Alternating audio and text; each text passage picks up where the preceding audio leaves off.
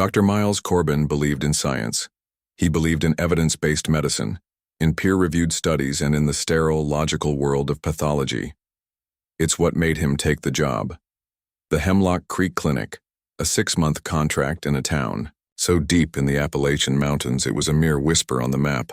It was a chance to escape the bureaucratic rot of his city hospital, to treat real people, and to be the rational, scientific mind in a place steeped in superstition. The town itself was beautiful, nestled in a valley carved by a winding creek, and surrounded by an ocean of ancient emerald green forest. But the people were insular. They were polite but distant, their conversations filled with cryptic localisms and a quiet, unnerving deference to the town's traditions. His predecessor, the ancient and weary Dr. Blight, had given him a single piece of advice before leaving. "Don't mind their ways, son," the old man had said, his eyes cloudy. "And if the sanguine bloom comes back, you trust the forest before you trust your microscope." Miles had dismissed it as the folksy rambling of a doctor 30 years out of date. He spent the first month treating common colds and setting broken bones. He was beginning to think the job would be a quiet, boring sabbatical. Then, the first patient came. A young boy named Samuel, brought in by his mother. He had a low-grade fever and a strange rash on his forearm. It wasn't measles or chicken pox. It was a dark, purplish network of lines under the skin, branching out from a small, puncture wound that looked like a thorn prick. The lines looked unnervingly like the roots of a plant. Miles treated it as a severe cellulitis and prescribed a powerful course of antibiotics. The antibiotics did nothing. Over the next week, the boy's condition worsened. The root-like pattern spread up his arm and his skin began to take on a pale, waxy texture. He became lethargic, withdrawn, and developed a severe photophobia, crying when exposed to sunlight.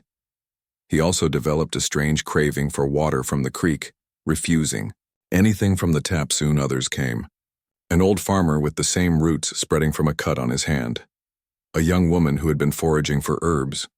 The pattern was always the same, a break in the skin, followed by the slow, inexorable spread of the root-like blight. Miles declared a medical quarantine, a decision that was met not with panic, but with a quiet, stony resistance from the townspeople, led by a stern, matriarchal elder named Elspeth. "This is not a sickness for your city medicines, doctor," she told him, her voice as hard as the mountain stone. "This is the creeper. The soil is hungry. You're just making it angry." The townspeople began to ignore his quarantine, instead relying on their own folk remedies. They would bring the afflicted strange poultices made of moss and river clay, and have them drink a dark, earthy tea. Miles watched in horror, feeling like a modern physician trapped in the dark ages. He knew he was missing something. Frustrated, he began to tear through the old clinic's records, digging for information on past epidemics. Deep in the basement in a locked footlocker, he found it. A collection of leather-bound journals dating back to the town's founding in the 1880s. They were the logs of the town's first doctor, a man named Ephraim Blackwood. As Miles began to read, a second, parallel nightmare unfolded, and he realized, with dawning horror, that he was living it. Ephraim Blackwood's journal, October 1888. "I have arrived in this remote valley they call Hemlock Creek. The people are hardy but deeply superstitious. They speak of the forest not as a collection of trees but as a single breathing entity. Their traditions are paganistic, centered around appeasing this forest heart." November 1888. The first case of what they call the creeper has appeared. A young girl pricked by a thorn while picking berries. A strange root-like pattern spreads beneath her skin. I have diagnosed it as a novel form of blood poisoning, yet none of my tinctures or salves have any effect. The family has refused my aid, instead taking the girl to the elders for their soil and bark remedies. It is barbaric. Miles felt a chill run down his spine. He was reading his own story written over a century ago. He continued to read, the past and present blurring into a single, terrifying narrative. Ephraim, like Miles, had clashed with the town elders. He had documented the sickness with scientific rigor. He noted the changes in the afflicted, Their aversion to sunlight, their lethargy, and the final horrifying stage where their skin took on a tough, bark-like texture, and their will seemed to dissolve, leaving them as placid, mindless shells who would spend all day staring into the deep woods. Then came the discovery that shattered both doctors' understanding of medicine. December 1888. I have examined a blood sample from one of the afflicted under my microscope. I expected to find a bacterium or a parasite. I found neither. The blood cells, they are being changed. The cell walls are thickening, becoming cellulosic, like a plant. My God, this is not an infection. It is a metamorphosis. The people are not dying. They are becoming something else. Miles, reading this in the present, felt a wave of nausea. He rushed to his own lab and prepared a slide from his patient, Samuel. He looked through the microscope. There, on the screen, was the impossible truth. The boy's red blood cells were greening, developing chloroplasts. His body was learning to photosynthesize. The journals revealed the final horrifying truth. The town's founders, starving and desperate, had made a pact. The forest, a vast, semi-sentient fungal organism, the root, had offered them sustenance and protection. In return, every few generations it would reclaim them, absorbing the populace back into its collective consciousness before going dormant. The creeper was not a disease, it was a harvest. And the folk remedies, the teas and poultices, were not cures. They were sacraments, designed to ease the transition and prepare the host for assimilation. Ephraim Blackwood had tried to fight it. He developed an arsenic-based curative, a poison designed to kill the plant-like cells. His final journal entry was a frantic, terrifying scrawl. January 1889. My cure was a catastrophic failure. The poison did not kill the creeper, it drove it mad. The afflicted did not become placid. They became violent, mindless husks, driven by the forest heart's rage. They tore down half the town, the elders. They have told me what must be done. They say the forest needs a mind to guide it, a shepherd to calm its rage. They say my science has angered it, and now I must be the one to soothe it. They are coming for me. They hold a cup of dark tea. I do not wish to drink it, but I see. Now there is no other way to end the screaming.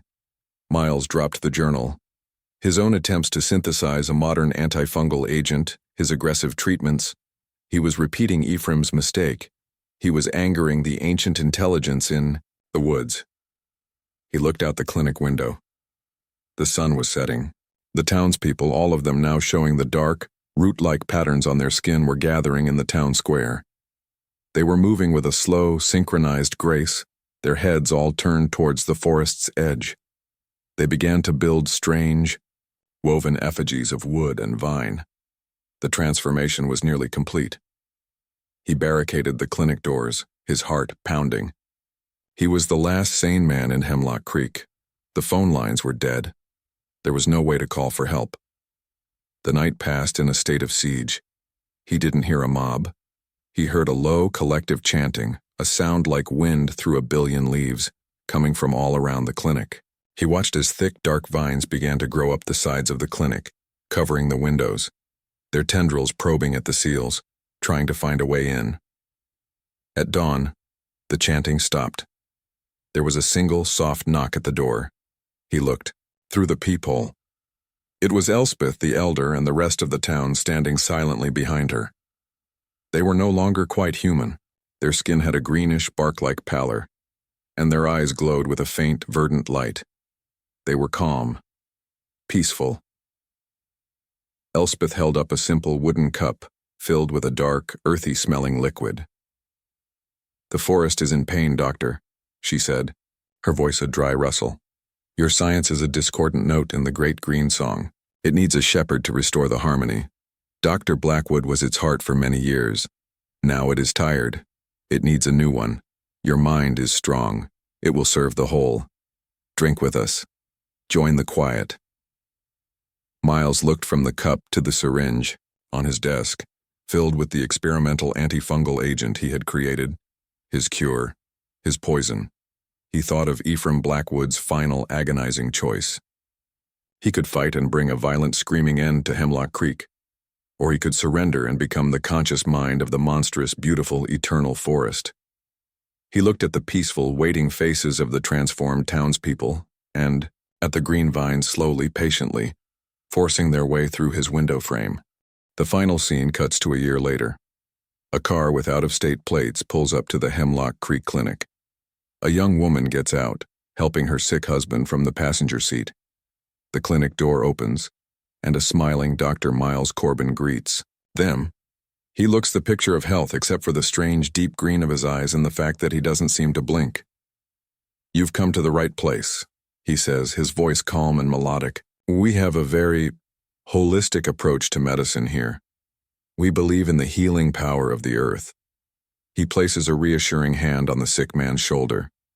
As he does, his sleeve pulls back slightly, revealing a dark, complex, root-like pattern, spreading across the back of his hand, a pattern that pulses with a faint green light. "Don't you worry," Dr. Corbin continues, his smile never wavering. "Here in Hemlock Creek, we'll have you back on your feet and putting down new roots in no time."